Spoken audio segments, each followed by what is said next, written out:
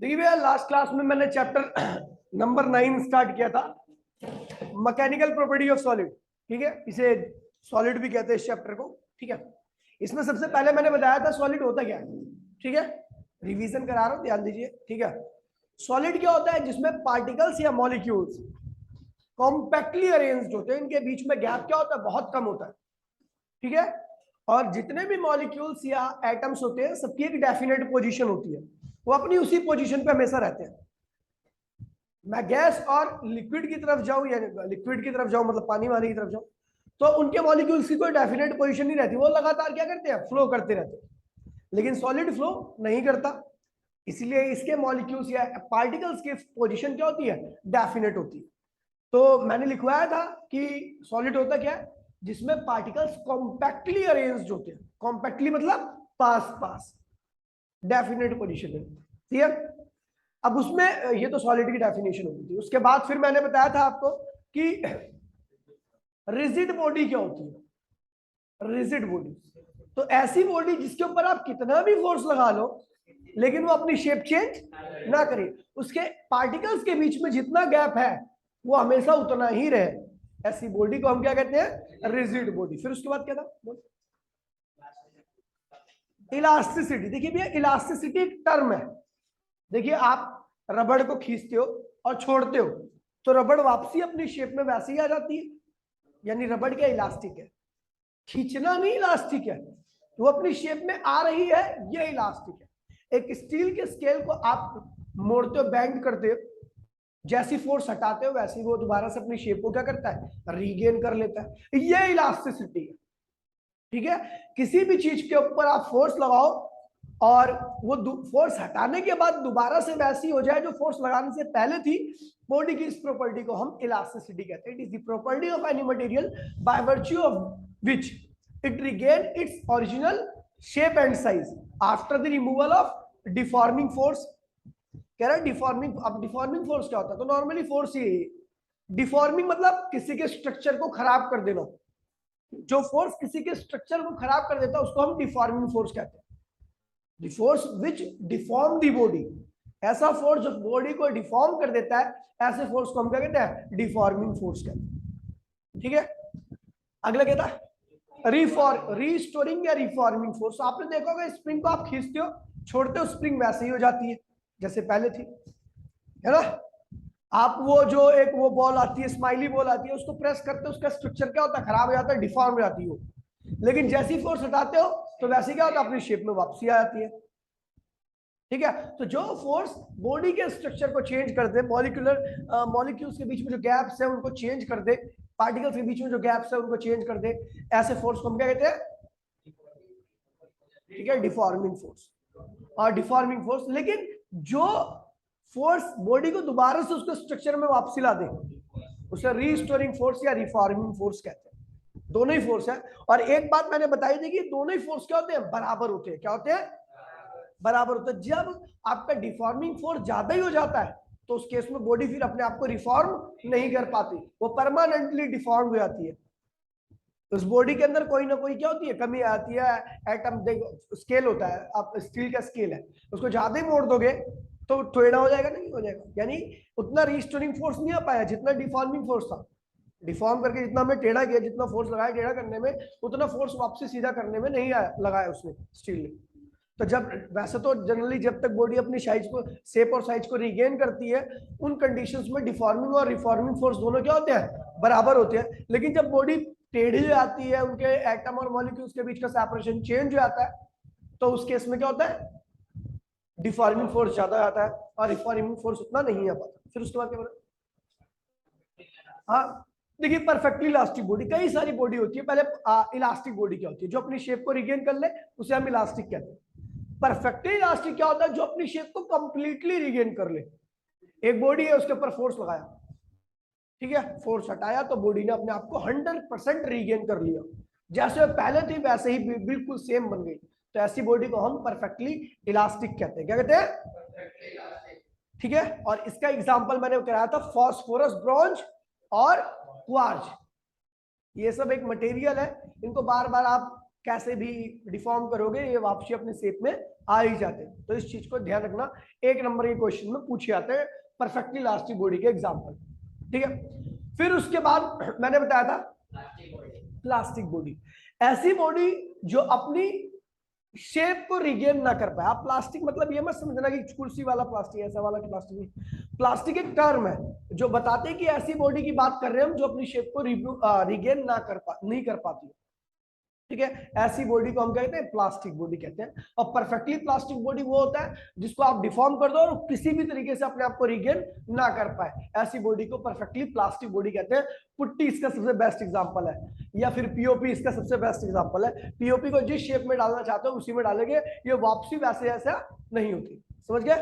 Wax इसका example हो गया, मोम। ठीक है, और क्या था कि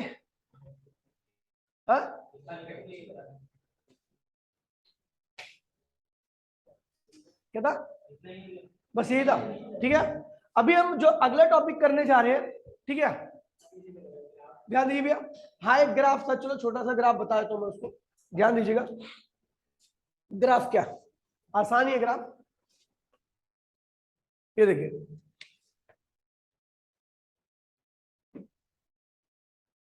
ठीक है, ये है नेगेटिव पोटेंशियल एनर्जी और ये है पॉजिटिव पोटेंशियल एनर्जी, और ये क्या है? सेपरेशन। काइनेटिक नहीं है इधर, सेपरेशन है। क्या है?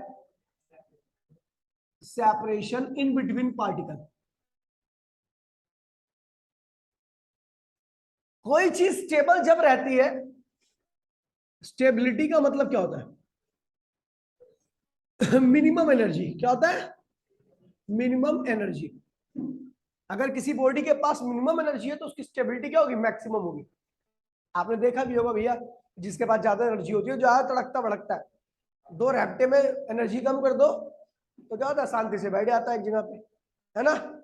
तो अब देखिए एग्जाम्पल में आपको पता ही होगा, हर्षजीत, ठीक है, वो ज्यादा तड़कता भड़कता है, लेकिन जब मेरे हाथ पड़ जाते उसके अंदर तो शांत होकर बैठ जाता है। ठीक है, अनस्टेबल कर देते उसकी एनर्जी को कम कर दिया। बात है, हाँ ठीक है। तो देखिए ये मीन पोजीशन है। मीन पोजीशन जानते हो ना, जहां पर कोई भी मॉलिक्यूल रहना पसंद करता है, जहां पर कोई मॉलिक्यूल रहना पसंद करता है, और रहना पसंद वहीं पर होता है जहां पर शांति होती है, सुख चैन होता है। और सुख चैन कब होता है? जब स्टेबिलिटी होती है, यानी मिनिमम एनर्जी होती है। तो भैया पार्टिकल पहले यहां पे था, ठीक है, हमने क्या किया? सेपरेशन बढ़ाया। हमने क्या किया? इस सेपरेशन था, इसको आर नॉट कहते हैं। आर नॉट क्या है? Mean separation. Mean separation in between particle. Particle के बीच का मीन सेपरेशन है। ठीक है, उस वक्त आर नॉट पे था और एनर्जी क्या थी? बहुत नेगेटिव थी, मिनिमम एनर्जी, यूएम कहते हैं। ठीक है, और यहां पर स्टेबिलिटी क्या होगी? Maximum stability. Maximum stability. कोई चीज मीन पोजीशन पे ही क्यों रहती है? क्योंकि भैया एनर्जी क्या होती है उस केस में? मिनिमम होती है, और स्टेबिलिटी क्या होती है? मैक्सिमम होती है। जैसे ही हम डिस्टर्ब करते हैं, पार्टिकल को खींचते हैं या दबाते हैं, बॉडी को खींचेंगे तो सेपरेशन क्या होगा? बढ़ेगा, आर बढ़ेगा, और आर बढ़ेगा तो एनर्जी क्या होगी? बढ़ेगी। एनर्जी क्या होती है? बढ़ जाती है। ठीक है, और यहां पर एनर्जी क्या होती है? इंक्रीज करती है जब आप आर बढ़ाते हो, और स्टेबिलिटी क्या होती है? डिक्रीज कर जाती है। अब किसी को स्टेबिलिटी डिक्रीज करना पसंद होता है? नहीं होता, इसलिए वापसी क्या होगी? इधर आ जाएगी। खींचने पर वापसी वहीं पर आ जाती है बॉडी, क्योंकि वो अनस्टेबल हो रही है वहां पर। ठीक है, या किसी बॉडी को कंप्रेस करोगे, कंप्रेस कर रहे हो तो भैया क्या, तो भी देखा गया है कि तो भी एनर्जी क्या होती है? इंक्रीज करती है। एनर्जी फिर क्या कर रही है? इंक्रीज। तो स्टेबिलिटी फिर क्या रही है? डिक्रीज कर रही है।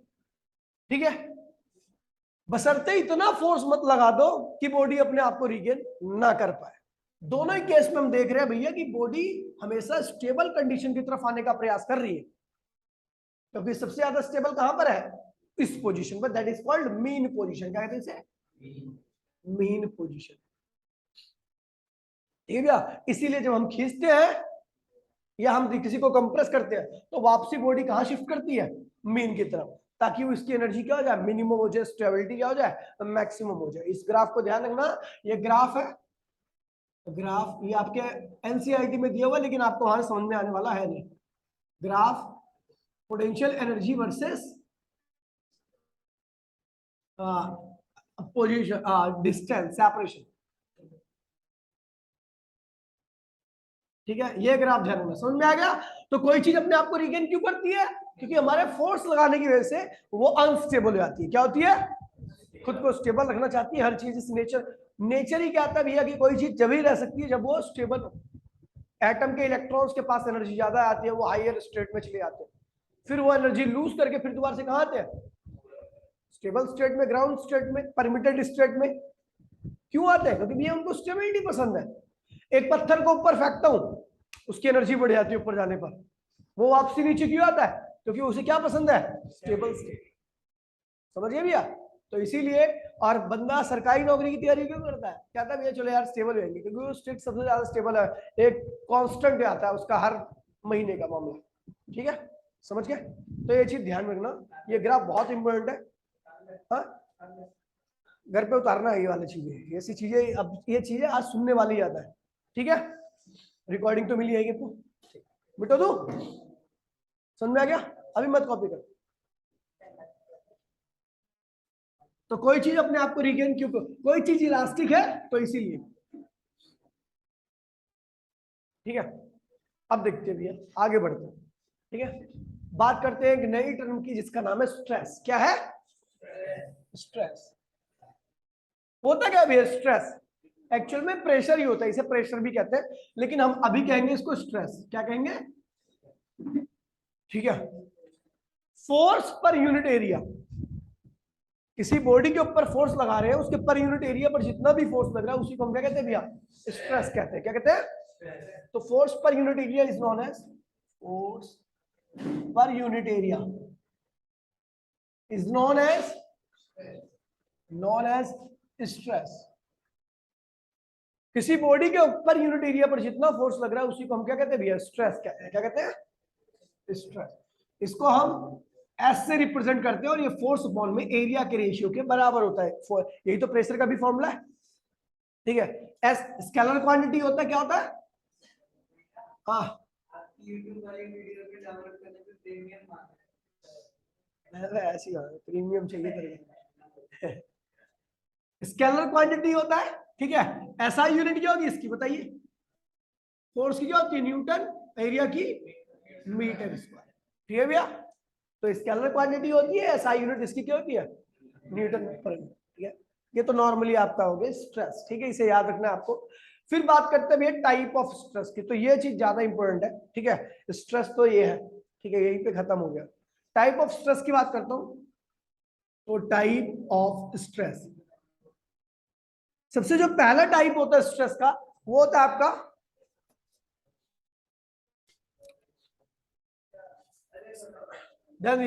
Normal stress. क्या है, नॉर्मल स्ट्रेस।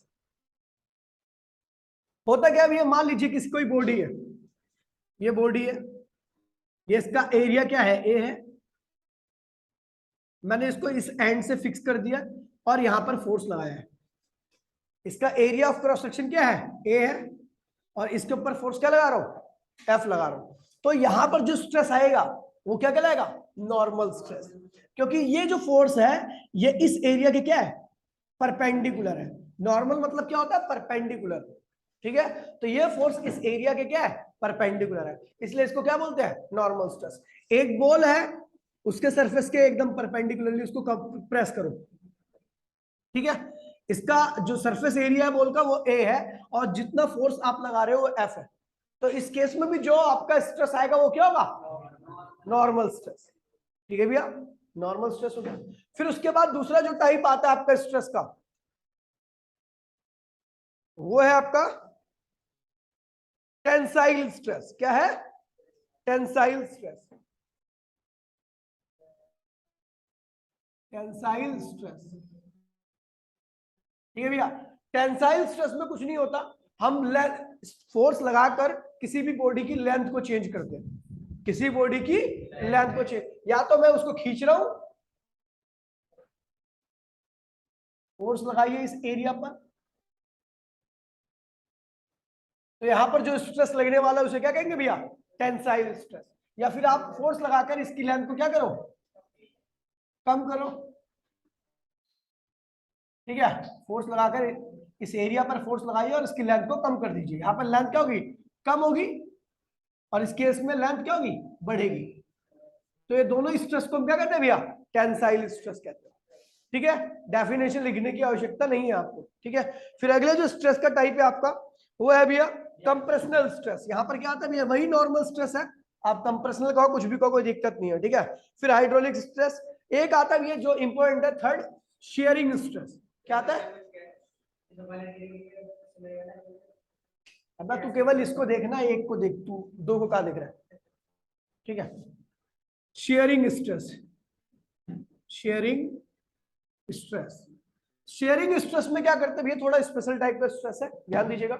ये जैसे मान लीजिए मैं कभी बुक लेता हूँ, ये कॉपी है, ठीक है, इसके ऊपर मैं ऐसे फोर्स लगाता हूँ तो इसके डायगोनल्स क्या होते हैं, शिफ्ट करते हैं। इसके ऊपर ऐसे फोर्स लगा रहा हूँ तो देखो इसके डायगोनल्स क्या हो रहे हैं, शिफ्ट हो रहे हैं। तो ये जो फोर्स लग रहा है और जिस एरिया पे लग रहा है वो जो स्ट्रेस प्रोड्यूस कर रहा है उसे शेयरिंग स्ट्रेस, या आगे एक टर्म और आएगा, खैर उस टर्म के बारे में छोड़ो, शेयरिंग स्ट्रेस नाम रखना। ठीक है भैया, कि आप जब इस पे पर ऐसे इस फेस पे ऐसे फोर्स लगाओगे तो इसका डायगोनल्स क्या करेंगे, शिफ्ट करेंगे। तो यहां पर जो स्ट्रेस आने वाला है उसे क्या कहते हैं, शेयरिंग स्ट्रेस। क्या कहते हैं, तो अब देखिए भैया यहाँ पर एक डायग्राम बना रहा हूं। ठीक है, ये बॉडी ऐसे थी फोर्स लगाने से पहले, ठीक है, इसका ए पॉइंट यहां पर था, बी पॉइंट यहां पर था, आपने इस वाले हैंड से इसको क्या कर दिया, फिक्स कर दिया। ठीक है, जब आपने फोर्स लगाया तो फोर्स लगाने के बाद क्या हुआ, ये ए कहां पे चला गया, ए डैश पर, और बी कहां चला गया, बी डैश पर। तो यहां पर इसका एरिया क्या था, ए था, और जो फोर्स लगा रहे हो आप एफ लगा रहे हो, फोर्स इस एरिया पर लगा रहे हो, इसकी वजह से इसके डायगोनल क्या हो गए, शिफ्ट हो गए, ये साइड यहां चली गई, ये साइड यहां चली गई। ठीक है भैया, तो यहां पर जो स्ट्रेस आया उसे क्या कहेंगे, शेयरिंग स्ट्रेस, और उसकी वैल्यू क्या होगी भैया, शेयरिंग स्ट्रेस की फोर्स अपॉन में जिस एरिया पे लग रहा है, जिस एरिया पर लग रहा है, इसे शेयरिंग स्ट्रेस कहते हैं। ठीक है भैया, कुछ नहीं है, मैंने डायग्राम से बताया, डेफिनेशन लिखने की आवश्यकता नहीं है क्योंकि डेफिनेशन आती नहीं है, आपको पता होनी चाहिए चीजें क्या। ठीक है भैया, दोबारा बताया, स्ट्रेस, स्ट्रेस क्या होता है भैया, आपका प्रेशर होता है। ठीक है, force per unit area is known as stress. ठीक है भैया, stress equals to force upon में एरिया, स्केलर क्वांटिटी होती है, एसआई यूनिट क्या होती है, न्यूटन पर मीटर स्क्वायर, या सीजीएस यूनिट होती है डायन पर सेंटीमीटर स्क्वायर, डायन पर सेंटीमीटर स्क्वायर, ये ध्यान रखना, सीजीएस यूनिट डायन पर सेंटीमीटर स्क्वायर। ये भैया बहुत सारे टाइप होते हैं, उसमें से कुछ खास खास टाइप जो जनरली यूज हुए हैं एनसीईआरटी में, उसको बताता हूं भैया। टाइप ऑफ स्ट्रेस में नॉर्मल स्ट्रेस, नॉर्मल स्ट्रेस में क्या होता है, फोर्स बॉडी के एरिया के क्या लगता है, परपेंडिकुलर लगता है, बॉडी कैसी भी हो सकती है। ठीक है, इसी को हम कंप्रेशनल स्ट्रेस भी कहते हैं, कंप्रेस कर रहे हैं ना बॉडी, कंप्रेशनल स्ट्रेस। जहां पर लेंथ बढ़ाई या घटाई जाती है वहां पर कौन सा स्ट्रेस आता है, टेंसाइल स्ट्रेस। जहां पे साइड पर लग करके साइड को शिफ्ट कर दिया जाता है उसे टेंजेंशियल स्ट्रेस कहते हैं, ध्यान रखना। ठीक है भैया, ठीक है, इस चीज को ध्यान रखना। पार्ट, हाँ, पार्टिकल मूव कर जाते हैं।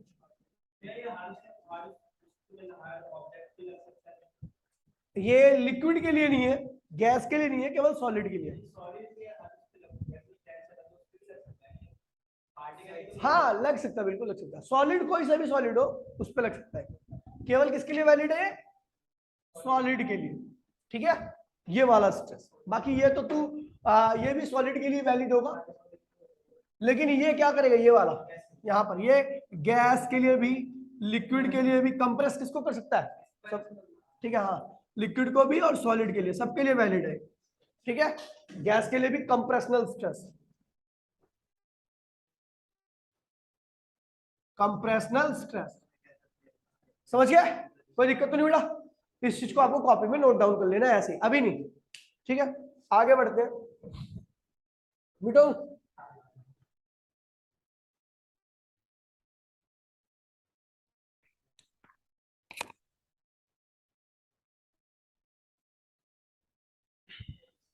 ठीक है।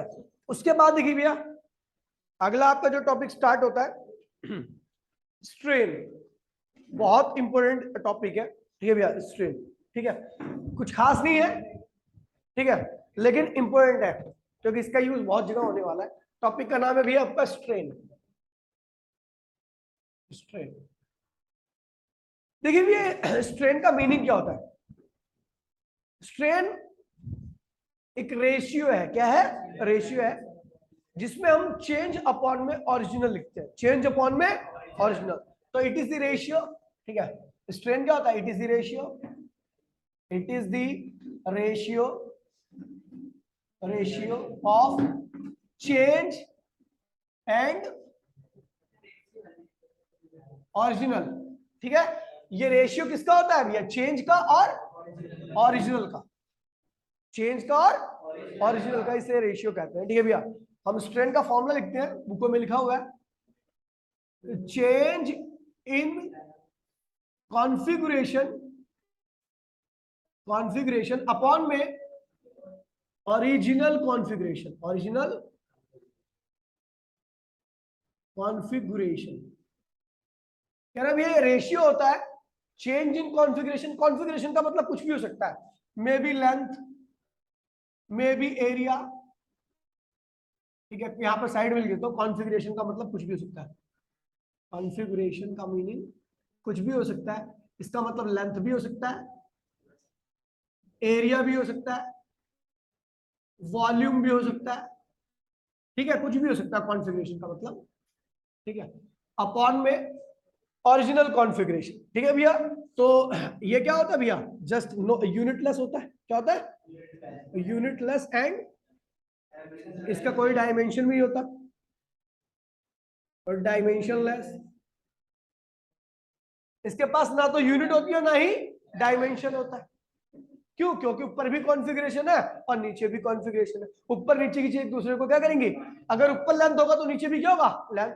ऊपर एरिया तो नीचे भी एरिया, ऊपर वॉल्यूम तो नीचे भी वॉल्यूम। हमेशा क्या होता है भैया? एक दूसरे के सेम ऊपर नीचे क्वांटिटी होती है, इसलिए एक दूसरे को काट देती है, इसलिए हमेशा यूनिटलेस और dimension. It is just a number. ये क्या है?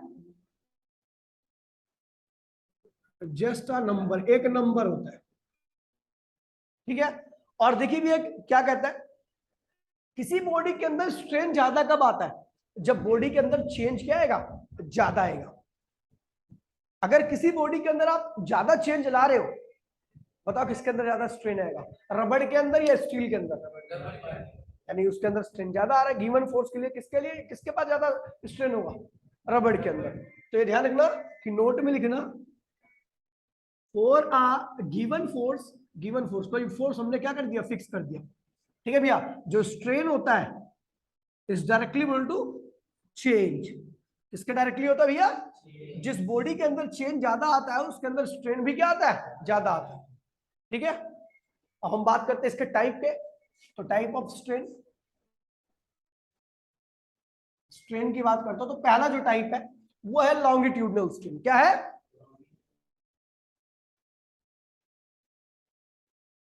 स्ट्रेन होता क्या है? ये कोई सिंबल तो होता नहीं है, ये होता है चेंज इन लेंथ अपॉन में ओरिजिनल लेंथ। क्या होता है? चेंज इन लेंथ अपॉन में ओरिजिनल लेंथ, ठीक है भैया। No SI unit, no dimension, मैंने आपको बता दिया किसके ऊपर वैलिड है? सॉलिड के ऊपर। किसके ऊपर? सॉलिड के ऊपर। तो लॉन्गिट्यूडनल स्ट्रेन की डेफिनेशन क्या होगी? It is the ratio of change in length upon में ओरिजिनल लेंथ। इसे लॉन्गिट्यूडनल स्ट्रेन कहते हैं। इट मे बी नेगेटिव और पॉजिटिव। ये क्या होता है भैया? Negative, it may be negative और पॉजिटिव। नेगेटिव कब होगा? जब डेल्टा एल की वैल्यू क्या होगी? नेगेटिव आएगी। क्या आएगी? और पॉजिटिव होगा जब डेल्टा एल की वैल्यू क्या होगी? अच्छा, नेगेटिव कब आती है? जब final length is less than initial length. देखिए डेल्टा एल मतलब चेंज है, और चेंज क्या होता है? Final minus initial. अगर फाइनल लेंथ कम होगी, इनिशियल ज्यादा होगी, तो चेंज क्या आएगा? नेगेटिव आएगा। यानी आप बॉडी को कंप्रेस कर रहे हो। क्या कर रहे हो? इसके इसमें कंप्रेस कर रहे हो। किसी भी चीज को अगर कंप्रेस करोगे तो उसकी लेंथ क्या होगी? लगातार कम होगी। लेंथ कम होगी तो चेंज क्या आएगा? नेगेटिव आएगा। और उस केस में लॉन्गिट्यूडनल स्ट्रेन भी क्या आएगा? नेगेटिव आएगा। अब देखिए भैया इसमें पॉजिटिव आने का मतलब L final is greater than L initial, और इस केस में आप क्या करोगे, बॉडी को एक्सपेंड करोगे, ठीक है, स्ट्रेच करोगे, ठीक है। तो इस केस में एक्सपेंड होगी बॉडी आपकी, ठीक है, ये ध्यान रखो। नहीं हो गया, जीरो हो सकता है लेकिन हमें बताना नहीं ना, लिख ले, जीरो भी लिख ले।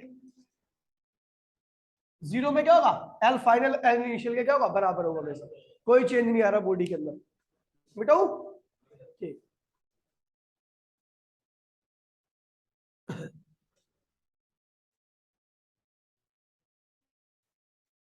ठीक है। अगला जो स्ट्रेन है वो है आपका वॉल्यूमेट्रिक स्ट्रेन। क्या है, वॉल्यूमेट्रिक स्ट्रेन। दूसरा है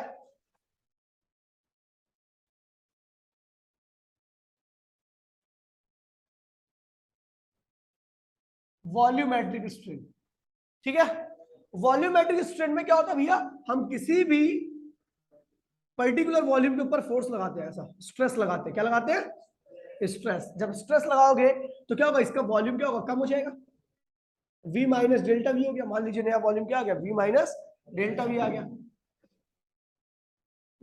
तो चेंज इन वॉल्यूम क्या है यहाँ पर, चेंज इन वॉल्यूम क्या है, वॉल्यूम घटा तो माइनस डेल्टा वी लिखोगे, घटा ना वॉल्यूम तो माइनस डेल्टा वी। और ओरिजिनल क्या था, v था, तो जो यहाँ पे लॉन्गिट्यूडिनल स्ट्रेन आएगा माइनस डेल्टा वी अपॉन में v, जब आपका वॉल्यूम घट जाता है। और जब आपका वॉल्यूम क्या होगा, बढ़ जाएगा, तो यही क्या होगा, वॉल्यूमेट्रिक स्ट्रेन क्या होगा, डेल्टा वी अपॉन में v। यहाँ पर v फाइनल क्या होगा, v इनिशियल से ज्यादा होगा, इस केस में बॉडी एक्सपैंड करेगी, ठीक है, समझ गया, कोई दिक्कत तो नहीं है। अगला जो स्ट्रेन है आपका वो है आपका, ठीक है, शेयरिंग स्ट्रेन होगा, ठीक है। अगला शेयरिंग स्ट्रेन है, ठीक है, शेयरिंग स्ट्रेन।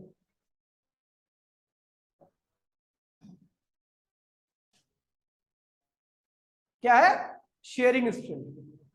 अब इसमें क्या होता है भैया, तो इसमें आपको याद है हम फोर्स क्या लगाते हैं, ऐसे लगाते हैं किसी फेस पे, उसकी वजह से उसकी साइड क्या होती है, शिफ्ट कर जाती है, ठीक है। तो देखिए ये है आपका बॉडी है, ये इस वाले एंड से क्या फिक्स है, क्या है, ठीक है। आपने इसके ऊपर फोर्स लगाया तो ये ए वाला कहां चला गया, ए डैश पर, और बी वाला कहां चला गया, बी डैश पर चला गया, ठीक है। ये एंगल थीटा, ये भी क्या है भैया, थीटा, ठीक है। तो ये लेंथ क्या थी, इसकी ओरिजिनल लेंथ क्या थी, ये कितना शिफ्ट हुआ, ए पॉइंट कितना शिफ्ट हुआ, डेल्टा एल, कितना शिफ्ट हुआ, डेल्टा एल, समझ गया, ये कितना शिफ्ट हुआ, डेल्टा एल। और जिस पर आर्म पर हमने लगाया था फोर्स वो क्या था, एल था, क्या था, एल था।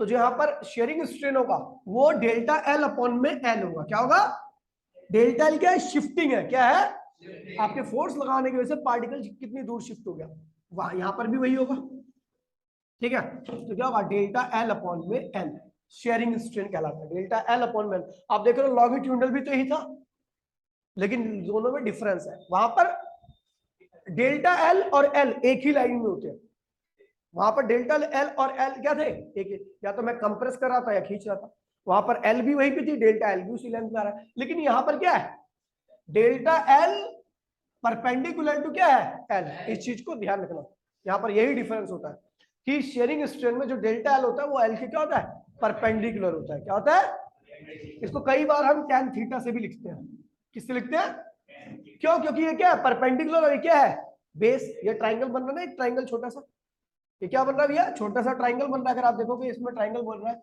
तो इस ट्राइंगल का ये थीटा हो गया, ये क्या हुआ, डेल्टा एल हो गया, और ये क्या हो गया, एल हो गया। तो tan क्या होता है, परपेंडिकुलर अपॉन में, इसको tan थीटा भी लिखा जाता है, समझ गया, तो इसलिए ध्यान रखना, समझ गया। और ये वैलिड इसके ऊपर है, ये वैलिड है आपका, ये वाला वैलिड आपका सॉलिड, लिक्विड, गैस, तीनों के ऊपर आप तीनों के वॉल्यूम को चेंज कर सकते हो।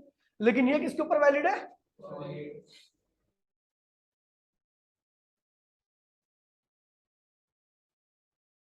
सॉलिड के केस में केवल वैलिड है। जब भी शेयरिंग स्ट्रेस की बात आएगी, स्ट्रेन की बात आएगी, तो केवल किसके ऊपर वैलिड होगा, सॉलिड के ऊपर, ठीक है। आगे बढ़े,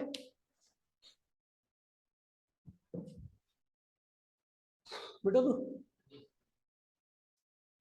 दिख रहा है क्या बंगाली?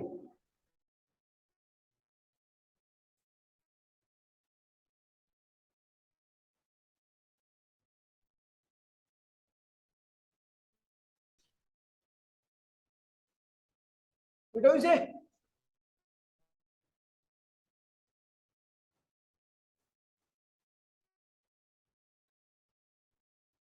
इलास्टिक लिमिट देखिए भैया, नाम से इलास्टिक मतलब क्या होता है? जो बॉडी अपने आप को रीगेन कर ले। और लिमिट मतलब क्या होगा? कब तक उसको डिफॉर्म किया जाए और कब तक वो खुद को रीगेन कर ले, है ना? रबड़ होती है, खींचते जाओ खींचते जाओ खींचते छोड़ो, वापसी वैसी आती है। मतलब उसके इलास्टिक लिमिट के अंदर हूं मैं, उसके इलास्टिक लिमिट के, और खींचो फिर छोड़ो फिर वैसी आती है, यानी उसके इलास्टिक लिमिट के अंदर हूं। जैसे ही आप इलास्टिक लिमिट के पार जाते हो रबड़ का टूट जाता है। स्टील का फुट्टा देख लो आप, स्टील का फुट्टे को टेढ़ा करो छोड़ो वापस सीधा हो गया, टेढ़ा करो छोड़ो वापस सीधा हो गया, यानी मैं उसके इलास्टिक लिमिट के अंदर हूं। लेकिन जैसे ही आप इलास्टिक लिमिट के बाहर जाते हो वैसे फुट्टा क्या होता है? टेढ़ा हो जाता है। समझ गए? स्टील का देखो ये रहा, हाँ तोड़ हुआ नहीं, बाद में सीधा कर ही लेगा। ठीक है, ये देखो वापसी हो गया, इलास्टिक लिमिट में, इलास्टिक लिमिट से बाहर चला गया। समझ गए? तो इलास्टिक लिमिट क्या होती है? जहां पर अपनी अपनी शेप को फिर दोबारा से बॉडी क्या करती है? रीगेन कर लेती है।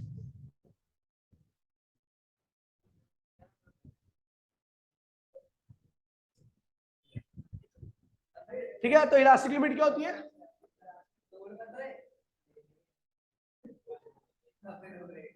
इलास्टिक लिमिट, ठीक है भैया, तो वो मैक्सिमम लिमिट जहां तक हम बॉडी को डिफॉर्म करें और बॉडी अपने आप को क्या करे?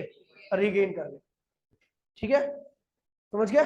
तो वो इस बॉडी पे हम स्ट्रेस अप्लाई करेंगे। देखिए एक बात ध्यान रखना, इस चैप्टर में ध्यान रखना कि फोर्स के लिए हम यहाँ पे क्या यूज करेंगे? स्ट्रेस। क्या यूज करेंगे? स्ट्रेस अप्लाई करना है। और चेंज के लिए क्या यूज करेंगे? स्ट्रेन। क्या यूज करेंगे? स्ट्रेस अप्लाई करने पर क्या आता है? फोर्स अप्लाई करने पर क्या आता है? चेंज आता है। स्ट्रेस अप्लाई करने पर क्या आएगा? स्ट्रेन आएगा। इस चीज को ध्यान रखना। ठीक है भैया? ठीक है, तो इलास्टिक लिमिट क्या होती है? It is the maximum limit, ठीक है, जहां पर आप, जहां तक बॉडी को आप डिफॉर्म करो और वापसी बॉडी अपने आप को क्या कर ले भैया? रीगेन कर ले, रिफॉर्म कर ले। ठीक है, तो इसको थोड़ा सा लिख लेते हैं लैंग्वेज में, आप साइड में कहीं लिख लेना, बाद में नोट्स में डाल देना इसको। ठीक है, नोट्स में डाल दो, लिख लो अभी, लिख लो इसको, थोड़ा लेंथ है।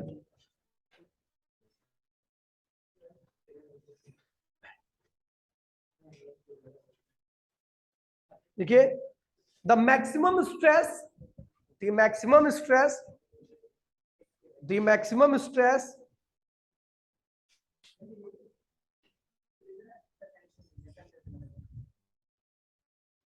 द मैक्सिमम स्ट्रेस, हाँ इलास्टिक लिमिट की, the maximum stress within which, the maximum stress within which the body regains its original size, within which the body regain its original size,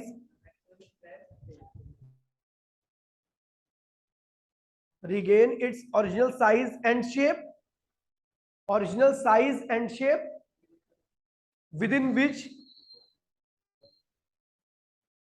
the body regain its original size and shape after the removal of, after the removal of deforming force, after the removal of deforming force. The maximum stress within which a body regain its original size and shape after the removal of deforming force is known as elastic limit, is known as elastic limit. अगली line से लिखो, अगली line से लिखो, if the deforming force exceeds, if the deforming force exceed EXCEEDS, exceeds मतलब बाहर चले आना, exceeds the elastic limit, exceeds the elastic limit, the body acquires, the body acquires, the body acquires a permanent deformation, a permanent deformation, body टेढ़ी हो जाएगी, body क्या होगी, टेढ़ी हो जाएगी। दोबारा से मैं रिपीट कर रहा हूं इसे, मैं कह रहा हूं भैया कि इलास्टिक लिमिट क्या होती है, जहां पर आप स्ट्रेस अप्लाई करो वो मैक्सिमम स्ट्रेस, जहां तक बॉडी खुद को क्या करे, regain, the maximum stress up to which body regain itself by itself, ठीक है, अपने आप से खुद को क्या करे, रिगेन कर ले, is known as elastic limit. ठीक है भैया, अगर आप इलास्टिक लिमिट के बियॉन्ड जाते हो तो बॉडी क्या होगी, परमानेंटली डिफॉर्म हो जाएगी, वो खुद से सीधा खुद को नहीं कर पाएगी, सीधा करने के लिए आपको फिर क्या लगाना पड़ेगा, फोर्स लगाना पड़ेगा। इलास्टिक लिमिट समझ में आ गया, ठीक है, इसे इलास्टिक लिमिट कहते हैं। आज का एक छोटा सा टॉपिक है, लास्ट टॉपिक है, हुक्स लॉ। क्या है, हुक्स लॉ। इसकी डेफिनेशन है maximum stress up to which regain itself, regain up to which body regain its shape and size and shape by itself, ठीक है, is known as elastic limit. हाँ, अब तो मैं लिख दे रहा हूं ताकि बोर्ड से भी दे, ठीक है भैया। अब देखिए हुक्स लॉ क्या है, कुछ नहीं कहता हुक्स लॉ।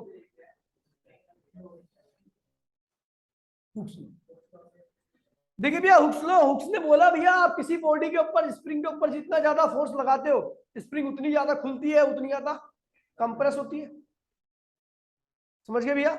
लेकिन ये ध्यान रखना, आपको फोर्स इलास्टिक लिमिट के अंदर ही लगाना है, इलास्टिक लिमिट के ऊपर नहीं जाना। इलास्टिक लिमिट के ऊपर जाओगे तो बॉडी क्या होगी, डिफॉर्म हो जाएगी। तो हुक्स लॉ ने कहा अकॉर्डिंग टू हुक्स लॉ